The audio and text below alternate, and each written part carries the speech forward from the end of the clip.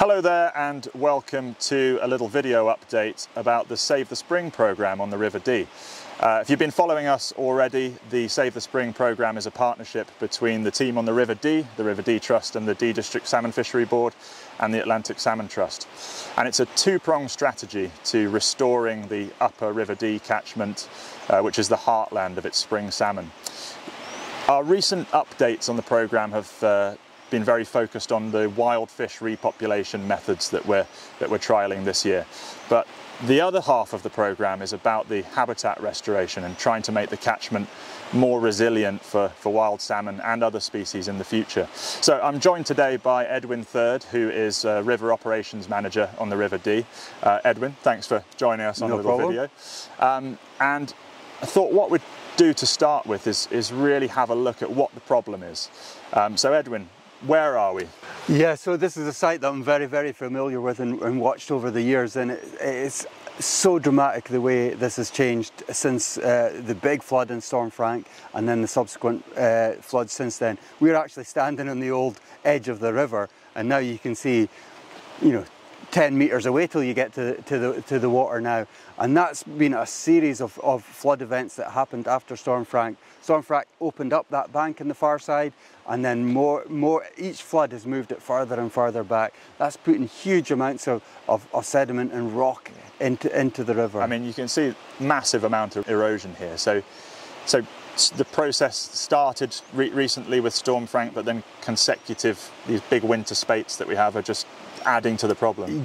Once a riverbank's opened up, it becomes vulnerable for every subsequent flood. So now it's not the huge flood events that are causing continuing instability. It's these sort of high likelihood flood events, floods that you get every winter, causing significant changes. So it's that instability word that you mentioned. What is instability in terms of what we're looking at, and what is the effect on wild Atlantic salmon? Yeah, I mean, it's quite a nuanced thing, because rivers by their nature are dynamic. So they're supposed to be ebb and flow, there's supposed to be erosion and deposition. The instability that I'm talking about is really quite extreme instability caused by the extreme flood events and subsequent flood events we've had. So a little bit of instability is a great thing, but when that instability becomes overpowering, which I think it really seems to be like that now, that can have a huge effect on wildlife in the river. The salmon need the stability of that par habitat and spawning habitat in order to complete their life cycle. If they spawn in areas where the gravel's getting washed out, then we're going to lose them.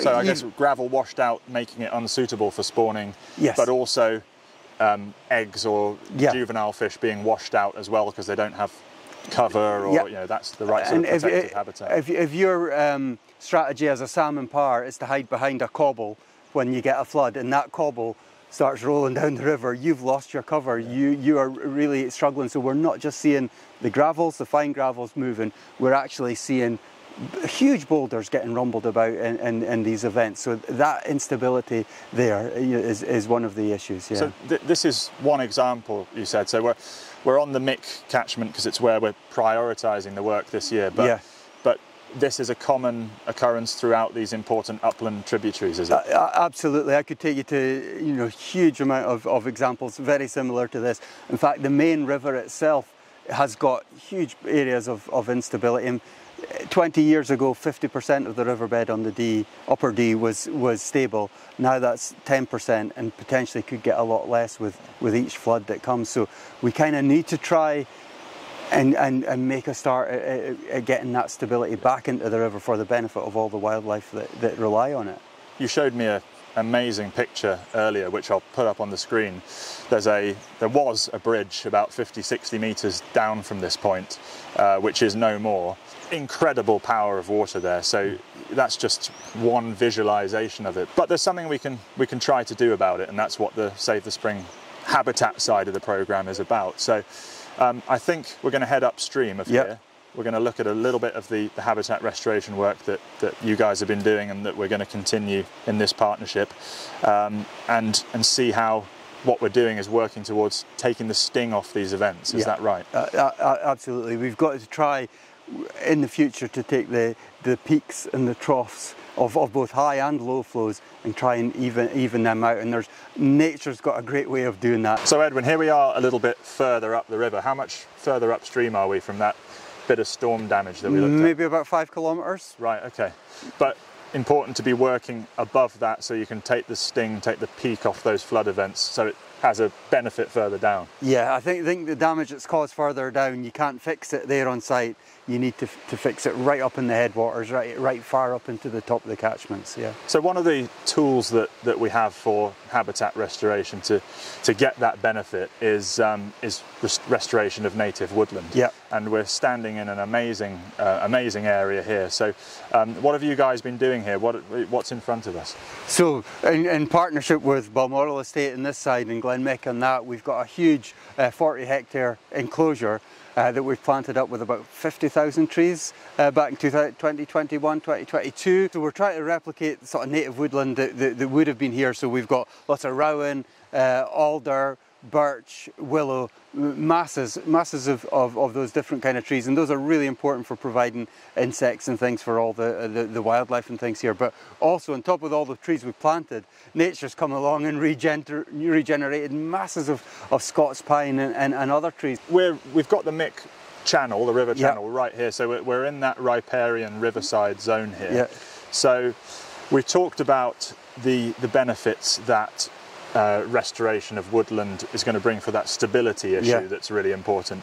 But there's other things as well, isn't there? There's temperature, there's the biodiversity, there's the insect life. Yeah. So what do you hope the other benefits from a restored woodland will be in the future? Yeah, you can see down there was one or two old trees hanging on in there, but a lot of them were dying off. They were getting moribund. So these trees will be able to grow and provide shade for the future, and that shade is crucial because the rivers, upland rivers like this, we're getting really dangerously high, scarily high water temperatures in the summer, and that's not predicted to get less in the future. It's predicted to come higher, so we really need the shade in now, and that's what this is doing. You can see a lot of the regeneration from these older trees coming in, and that'll provide the shade for the future. So shade is key, but also the food that the leaf litter from these bankside trees has fallen in, getting broken down by insects. It's all a virtuous cycle for everything. Juvenile salmon food. So the more habitat we have for insects and invertebrates, the fitter, the healthier the juveniles are, and then they're ultimately heading out to sea in better condition and coming home in bigger numbers. That's what we really need. It's a hard life for a fish in these upland areas, and if we can provide that shade and that better habitat and that better food supply, we can give them maybe a better start in life for going to sea. So the restoration of that native woodland's one part of it, but it's going to take a little while to show its full benefits. Yeah. But there are ways that we've also been trying to kickstart those natural processes along. So I think we're going to head a bit further up again next and look at some large woody structures that have been put in. So Edwin, we've come a bit further up again, and here's one of many large wood structures that you've put in. Yeah, so we put in 75, I think, in the Muick. We've done 260 on the Upper Dee so far already, and we've got 165 of these structures going in this summer. So this is kick-starting those natural processes, mimicking what would happen when you have a natural mature woodland back, but by doing this we can start to get some of those functions going again. Is that right? Yeah, in our own human clumsy way, we're trying to replicate nature. We're trying to replicate what this river would be like when it's really, abundant and thriving. And part of the things that can make a river really abundant and thriving is complex and diverse habitat. And having these big fallen trees in the river really creates that type of varied habitat that our salmon need. So you can see it's split the river channel. Yeah. You've got a build-up of gravel and stones here. And sand, You've got deeper pockets. You've got shallow riffles. And that's all really important habitat for Atlantic salmon at different life stages. Yeah, they're incredibly fussy Atlantic salmon, as you know. They need different conditions for different stages of their life, and structures like these can actually provide that variety. So it can provide really good par habitat over in that riffly area, potentially spawning gravel in some of the slower flowing areas, but they also can create, some of them create really good pools, and that's really great refuge for salmon when they're maybe under threat from predators, or in a flood. Rather than getting washed out of the system, they can tuck in behind these, really gnarly, complex structures and get a bit of shelter. And thermal protection as well, of course. We keep talking about the importance of doing stuff now around the river to buffer against temperatures. So any of those deep pockets or those speedy little runs that are going to form are going to help to provide that cool, oxygenated water.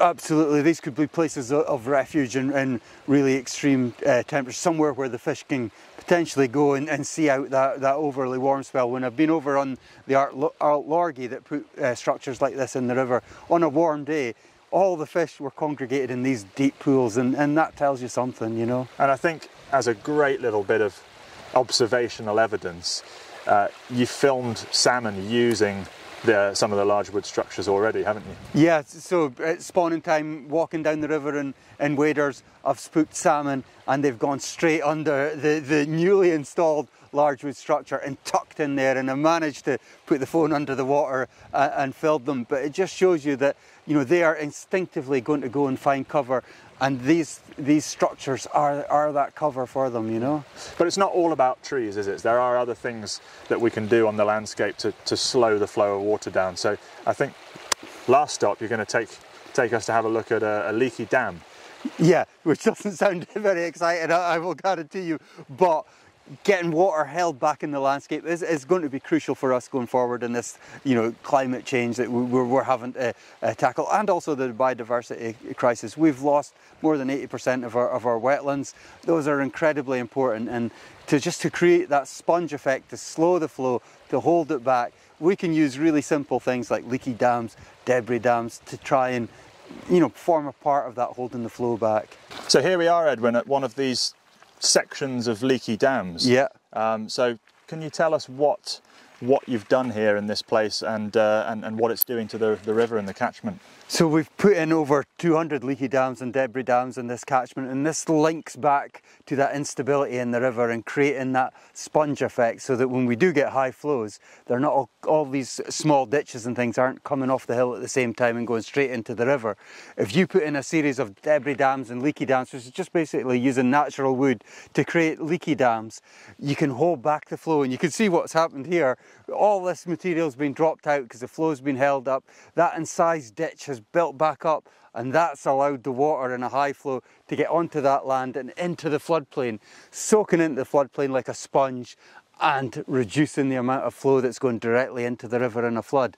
That's great for a flood, potentially great for a drought as well, because you've got the water in that sponge. Trickling in low water conditions. Exactly, and these are a bit of a favourite of mine because they can be done by volunteers, they're low tech, low cost. If you put them in significant quantity, little things like this can all add up to, one, create much nicer habitat, wetland habitat, but two, slow the flow, hold back the flow, and recharge our aquifers. So yeah, simple but effective, I think. And a fantastic environment for other species as well. I mean, we're looking around, there's insects all over the place, there's frogs, there's tadpoles, so it's also creating that biodiversity benefit as well as having an impact on slowing the flow for the benefit of the wild salmon.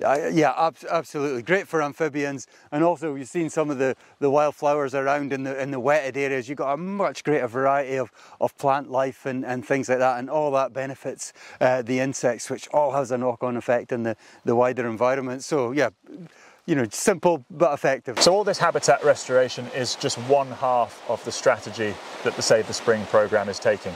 This is all about going into these upper catchment areas, restoring them, making them more resilient to climate change and boosting biodiversity. But the other half is coming back into these same areas and helping the wild salmon population out, giving them a helping hand. And that is that other half of the programme, which is the wild fish repopulation. We look forward to being able to update you on that later in the year.